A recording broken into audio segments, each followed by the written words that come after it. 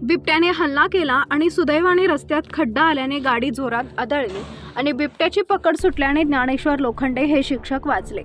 त्यांच्या पायावर बिबट्याचे 2 दात घुसले। अशा परिस्थितीत नशीब बलवत्तर म्हणून वाचलो, अशी प्रतिक्रिया हल्ल्यातून बचावलेल्या शिक्षक ज्ञानेश्वर बाळू लोखंडे यांनी दिली आहे।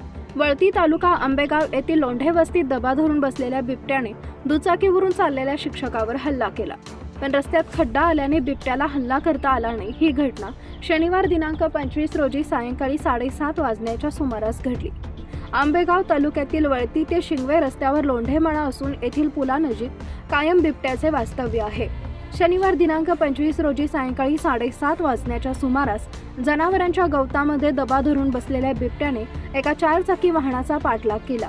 त्यानंतर पुन्हा गवतामध्ये बिबट्या जाऊन लपला। यावेळी पाठीमागून आलेल्या दुचाकीस्वारांनी बिबट्याला पाहिले, त्यामुळे 5 ते 6 जण दुचाकीस्वार हे घाबरून जागेवरच थांबले। त्याचवेळी मंचरहून आपले काम आटपून शिक्षक ज्ञानेश्वर बाळू लोखंडे राहणार वळती लोखंडे वस्ती हे दुचाकीवरून घरी चालले होते। त्यांनी रस्त्यावर दुचाकीस्वार थांबलेले पाहिले, पण त्यांनी गाडी तशीच पुढे नेली व गवतात दबा धरून बसलेल्या बिबट्याने त्यांच्यावर हल्ला केला। ज्ञानेश्वर लोखंडे यांनी प्रसंगवधान राखून गाडी जोरात पळवली।